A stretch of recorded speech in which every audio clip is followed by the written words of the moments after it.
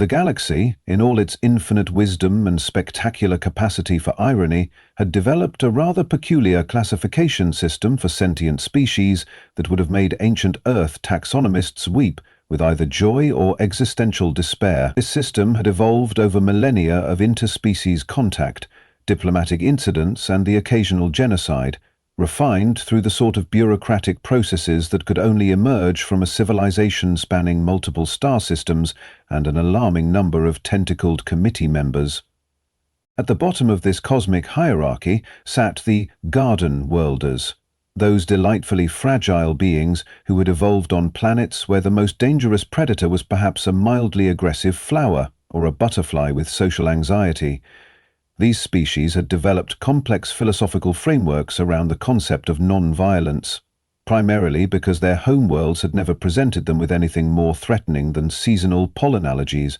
They typically spent their days composing 17-verse epic poems about the emotional significance of dewdrops and engaging in heated academic debates about whether clouds had feelings. Moving up the hierarchy, one encountered the Standard Worlders, species that had faced what the galaxy considered actual challenges during their evolution.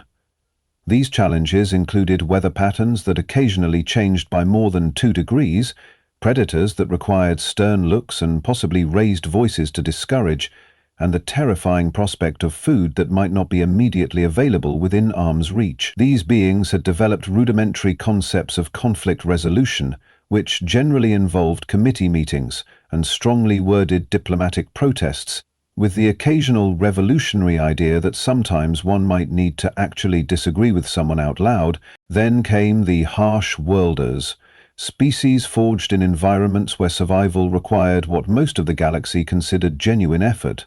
Their home planets featured delightful inconveniences, such as carnivorous plants that actually moved with purpose, seasonal acid rain that was more than mildly irritating, gravity that required conscious effort to navigate, and the occasional continent-sized earthquake that rearranged the local geography every few decades. These beings had learned that diplomacy was an excellent starting point for negotiations, but that a good plasma rifle made an even better conversational aid when discussions became heated.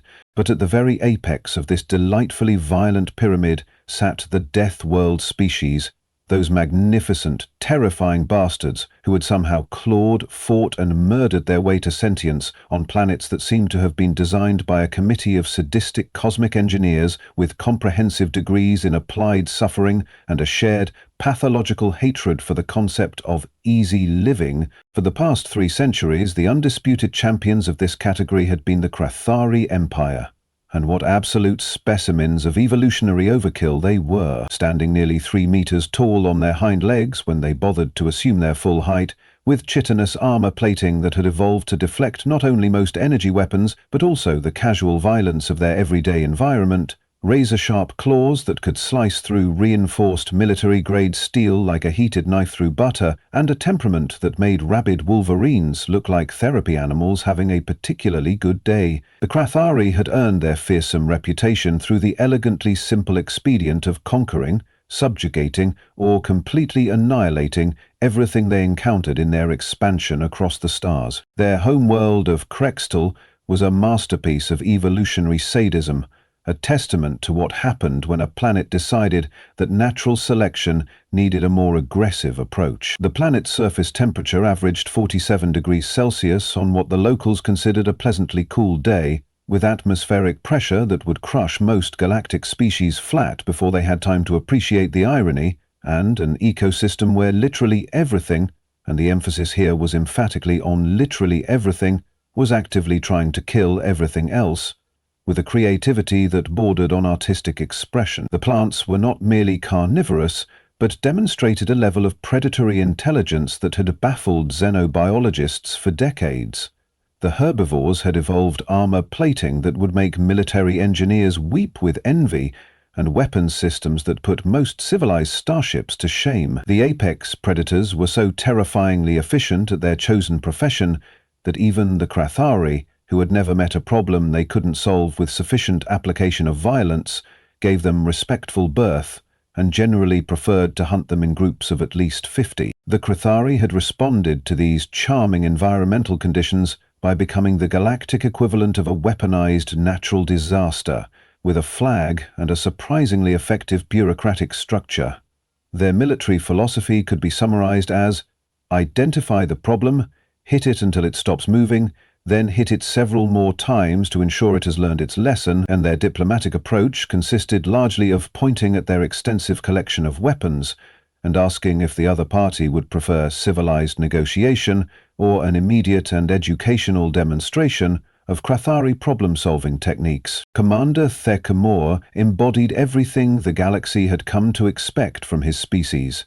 Standing at an impressive 2.8 meters, his natural armor bore the scars of countless battles, each mark telling a story of violence successfully applied to problem-solving. His mandibles clicked with the rhythm of a being who had spent 43 years perfecting the art of tactical mayhem, and his compound eyes held the cold calculation of a predator who had never encountered a problem that couldn't be solved with sufficient application of force. On this particular day, intelligence reports had been filtering in about a species located in the galaxy's outer rim, in a sector that even the Chthari had previously ignored. Sector 7 contained a single inhabited system, orbiting an unremarkable yellow star. The species in question called themselves humans and had achieved spaceflight relatively recently.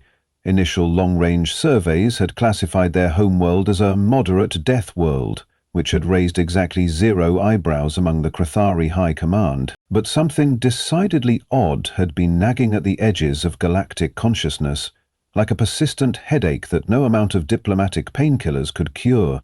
Trade routes that skirted human space reported anomalies that defied rational explanation. Ships that had encountered humans in neutral space came back with stories that made absolutely no sense when examined by any reasonable standard of interspecies behavior. Tales of beings who not only laughed at danger, but seemed to actively seek it out for recreational purposes, who treated mortal peril as a form of entertainment, roughly equivalent to how most species treated pleasant music, and who seemed to possess a fundamentally broken understanding of basic risk assessment that should have led to their extinction within their first generation of spaceflight. The reports became increasingly bizarre with each passing month. Cargo haulers reported humans who had somehow convinced themselves that traveling in ships held together with what appeared to be hope, determination, and creative welding was not only acceptable, but preferable to reliable transportation. Diplomatic vessels described encounters with human traders who consumed substances that registered as industrial toxins on standard scanners while conducting business negotiations. Most disturbing of all, 3 different species had independently reported that humans had somehow managed to domesticate what could only be described as carnivorous quadrupeds, creatures with powerful jaws, predatory instincts, and all the natural charm of mobile death dispensers, and then had the audacity to not only live with these beasts in their homes, but to treat them as beloved family members. The briefing room aboard the Chthari dreadnought Bone Crusher was a monument to military efficiency, designed with all the aesthetic sensibility of a weapons locker and twice the menace. Battle trophies lined the walls, fragments of enemy ships, captured weapons, and the occasional preserved head of a particularly challenging opponent. Thekmor stood before his assembled officers, a collection of scarred veterans who had earned their positions through the simple expedient of surviving encounters that had killed their predecessors. "Brothers," Thekmor began, "we have been tasked with what our intelligence division has classified as a routine diplomatic assessment, a phrase which is military terminology for go poke something with a stick and see if it tries to bite you." The assembled officers clicked their mandibles in what passed for Chthari laughter. "Our target is a species called humans, located in Sector 7. According to our files, they are bipedal mammals who have achieved basic spaceflight capabilities. They inhabit a planet they call Earth, which has been classified as a Class 4 death world, moderately dangerous, but nothing that should concern beings of our capabilities." Sub-Commander Grixtel raised his remaining natural limb.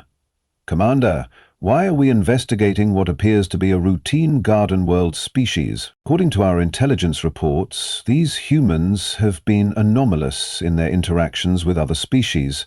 Several trade delegations have reported encounters that they describe as deeply unsettling and fundamentally wrong in ways that defy rational explanation. Unsettling how? Asked Lieutenant Vashkri. Apparently, humans have a tendency to treat potentially fatal situations as sources of entertainment. They engage in activities that other species classify as ritualized suicide attempts, but which they refer to as extreme sports. They have been observed consuming toxic substances for pleasure, deliberately exposing themselves to dangerous predators for fun, and showing what can only be described as pathological indifference to personal safety. The briefing room fell silent. In Krethari society, courage was highly valued, but stupidity was generally discouraged on the grounds that it led to inconvenient mortality. As they approached the outer edge of human space, Fekimore found himself studying the tactical displays with growing confusion that bordered on professional frustration. The humans had established what appeared to be a perfectly reasonable network of orbital installations.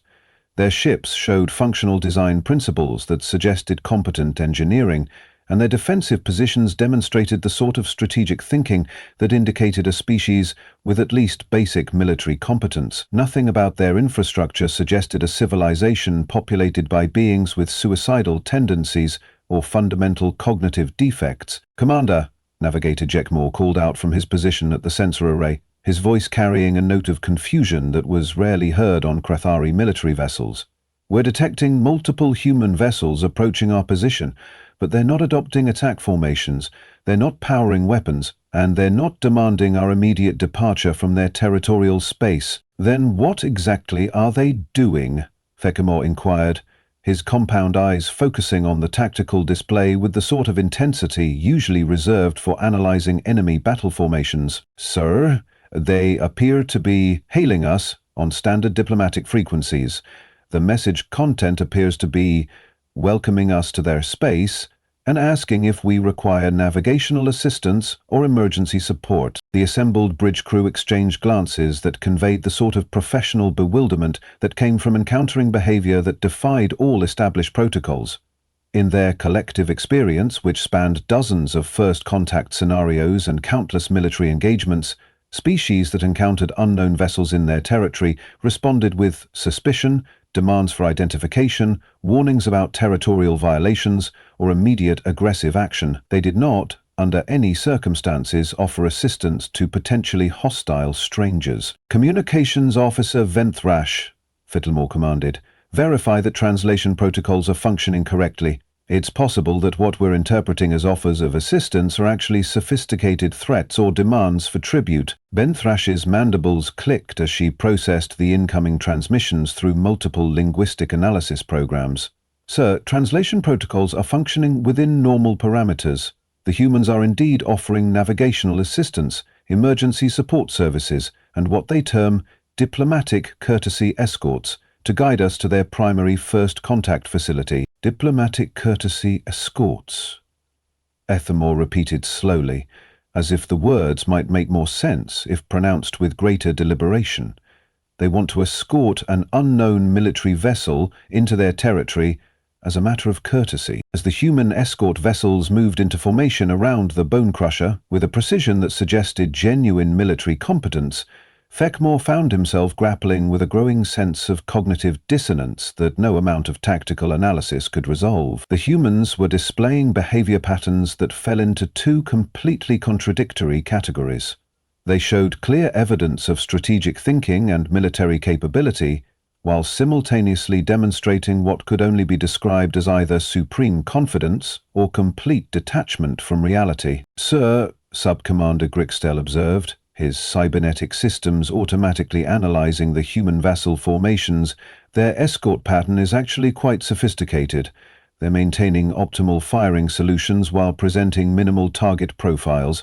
If this were a combat scenario, they would be positioned to maximize their tactical advantage while minimizing our ability to respond effectively.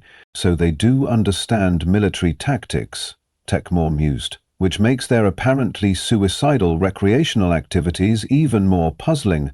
A species capable of sound strategic thinking should not engage in deliberately life-threatening behavior for entertainment purposes, unless, Lieutenant Vashkri suggested with the sort of tactical insight that came from youth unburdened by excessive caution.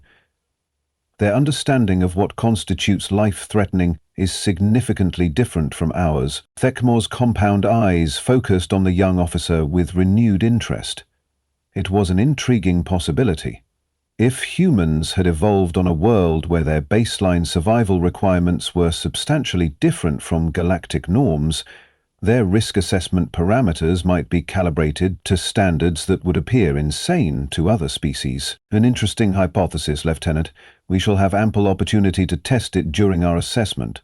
Harmony Station was humanity's answer to diplomatic architecture, resembling a massive cylinder that had been enthusiastically decorated by committee.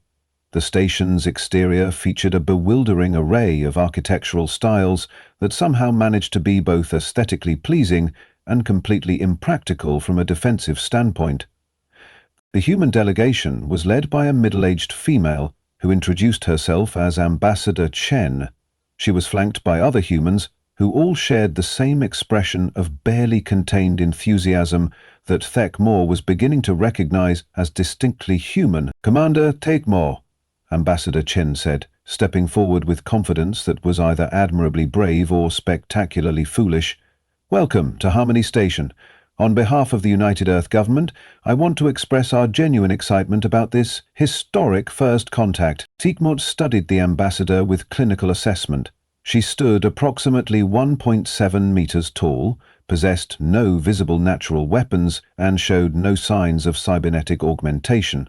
By Krathari standards, she was roughly equivalent to a small child in terms of physical capability. "Ambassador Chen, we appreciate your enthusiasm. However, I must point out that the Krathari Empire does not typically engage in extensive diplomatic protocols with species we have not yet assessed." "Oh, of course, we completely understand. In fact, we've prepared several assessment protocols that we hope will be mutually beneficial. We're quite curious about your capabilities ourselves." Another human stepped forward. Dr. Martinez, apparently some sort of scientist. "We've been absolutely fascinated by the reports of Krathari capabilities. Your species is legendary throughout the galaxy for physical prowess and combat effectiveness. We were hoping we might arrange some sort of competitive comparison." "Oh, competitive comparison? Well, yes, we humans have a bit of a competitive streak. We love testing ourselves against challenges. When we heard that the most feared Deathworld species in the galaxy was coming to visit, we thought it might be fun to see how we measure up." The Krathari delegation exchanged glances. In their culture, challenges were serious affairs that typically ended with someone's death or permanent disfigurement. "You wish to challenge the Krathari Empire to combat?" "Oh, not combat exactly," Chen interjected quickly. "More like friendly competition. Tests of strength, endurance, problem-solving ability. We've prepared a series of activities that we thought might be interesting for both species." "Very well. We accept your activities, but understand that the Krathari do not engage in recreational challenges.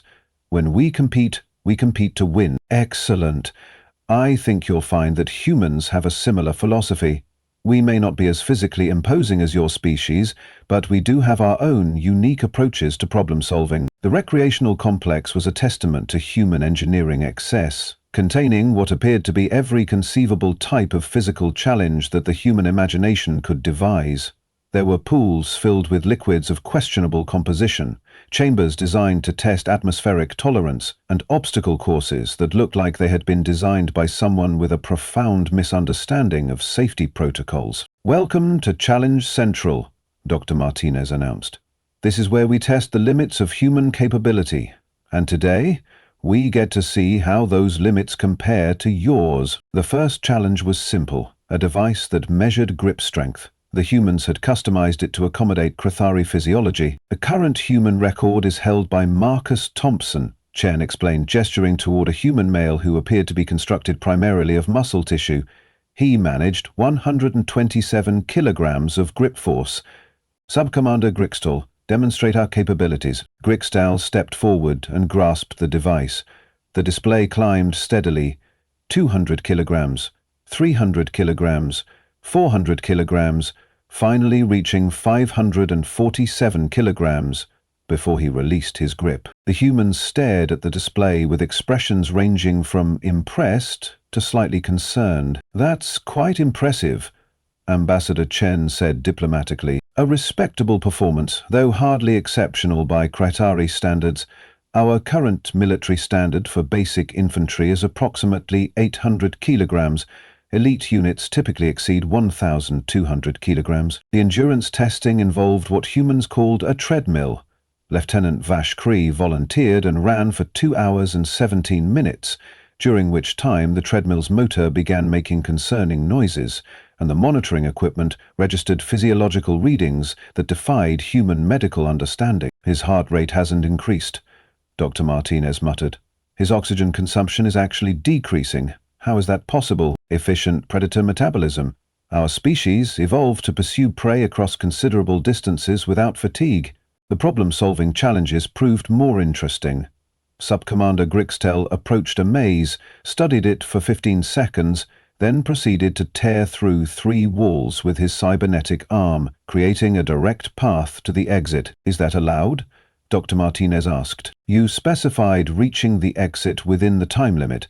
You did not specify that the intended route must be followed. But the walls were supposed to be obstacles. Obstacles are overcome, not accommodated." The humans stared at the ruins of their maze with expressions suggesting they were beginning to understand that their assumptions about problem-solving might need revision. "Perhaps we should try some of our uniquely human challenges," Ambassador Chen suggested. The equipment that the humans began assembling defied easy categorization. There were tanks filled with various liquids, platforms designed to cause deliberate discomfort, and apparatus that appeared to have been designed by someone with a comprehensive understanding of human physiology and a creative approach to testing its limits. "Now we'd like to introduce you to some challenges that are uniquely suited to human capabilities," Ambassador Chen announced. Dr. Martinez gestured toward a tank filled with liquid that was definitely not water. "This is a mixture of ethanol, capsaicin extract, and a few other ingredients. The challenge is to consume as much as possible while maintaining basic cognitive function." Thicmore studied the concoction with careful attention. "You wish us to consume what appears to be a mixture of industrial solvents and toxins?" "Oh, it's not that bad," replied a human who introduced himself as Jake, and who appeared to be constructed primarily of scar tissue and poor life choices. "We call it Thursday Night Special. It's a traditional human recreational beverage." Jake proceeded to consume approximately 2 liters of the mixture while maintaining normal conversation, showing no signs of distress despite consuming quantities of substances that should have been immediately toxic. "The key is to build up tolerance gradually. I've been practicing this for about 15 years now." Lieutenant Vashkri stepped forward confidently, but managed only half a liter before his nervous system began registering severe distress signals. His natural armor began changing colors, his mandibles clicked erratically, and he required immediate medical attention. The next demonstration involved a platform covered in abrasive material.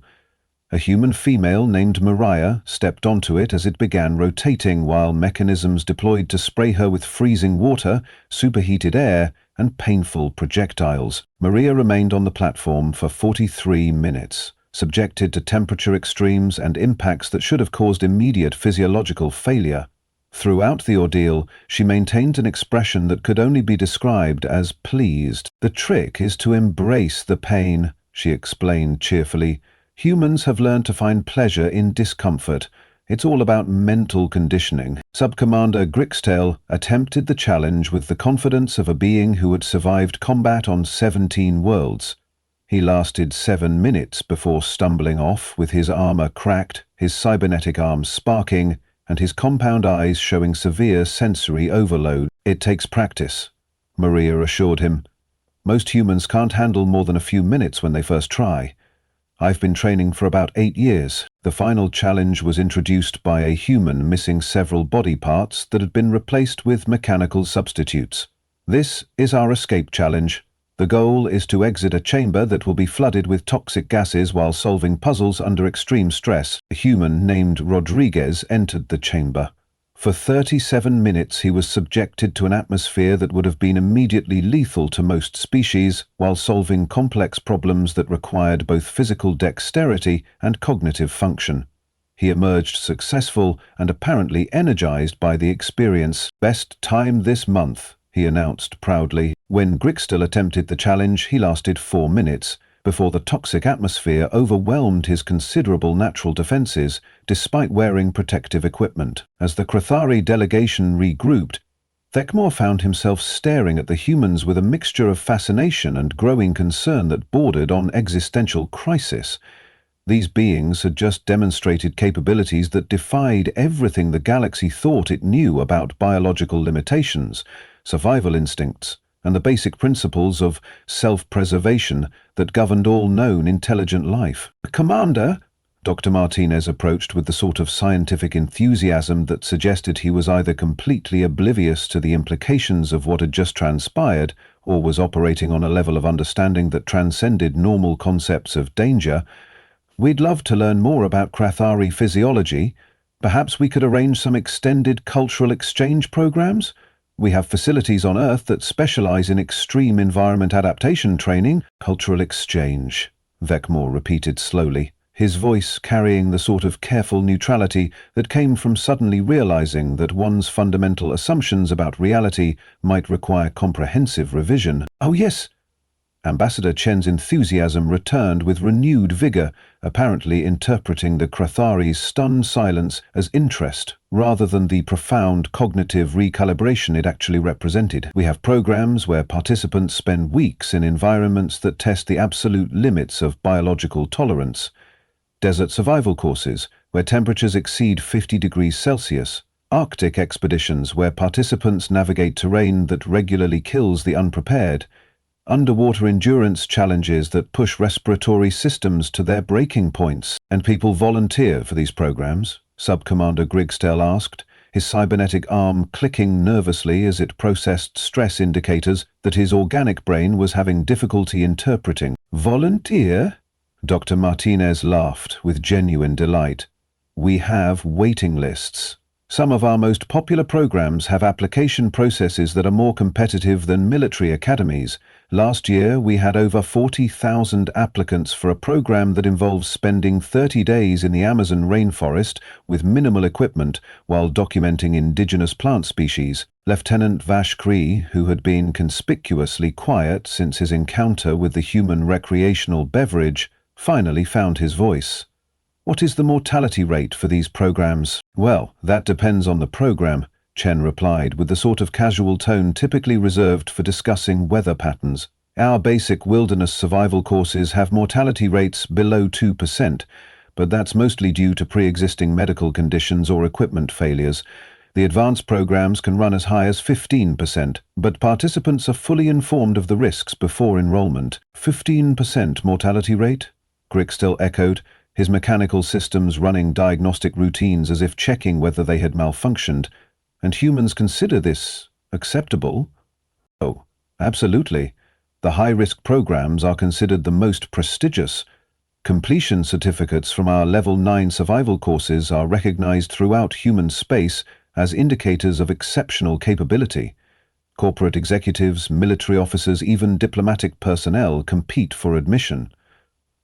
Thekmore's worldview was undergoing the sort of fundamental restructuring typically associated with religious conversions or severe head trauma.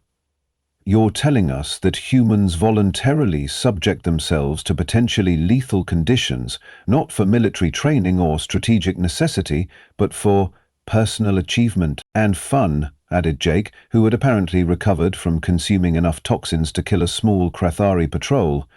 "Don't forget the fun factor. There's nothing quite like the rush of surviving something that probably should have killed you." "The rush," Thekmore repeated, beginning to understand that humanity's classification as a moderate Deathworld species might represent the galaxy's most catastrophic intelligence failure since the Great Miscommunication of 2847, which had led to a 3-century war over what turned out to be a dispute about sandwich ingredients.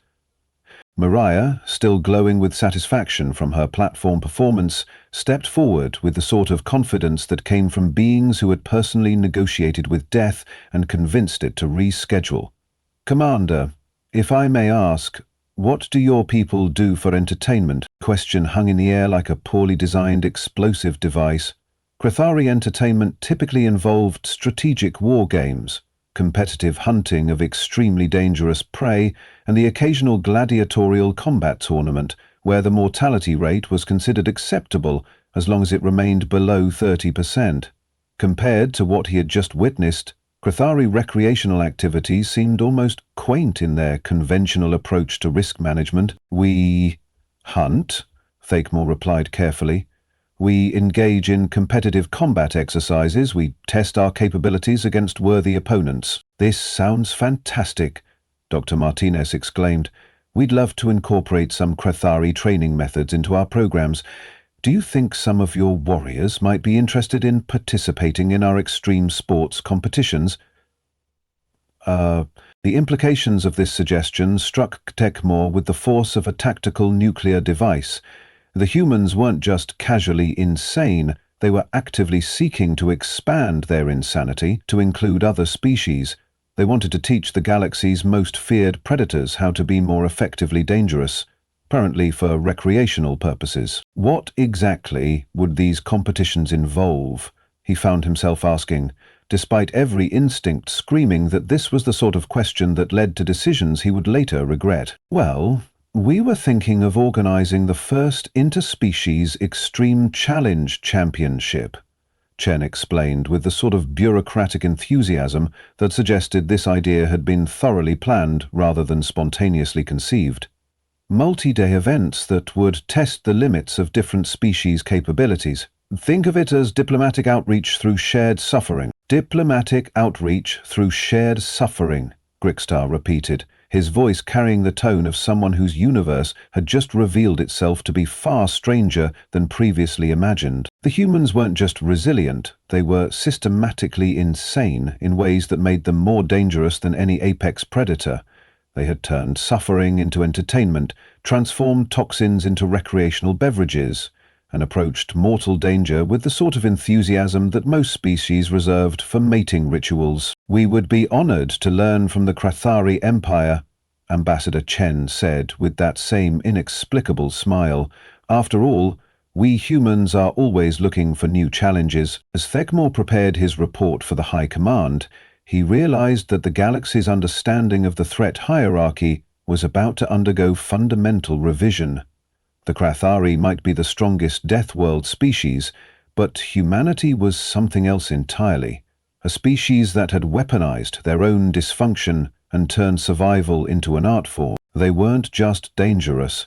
They were contagiously, enthusiastically, and utterly unpredictably dangerous, and they wanted to be friends. The galaxy, Thakemore reflected, was about to become a much more interesting place.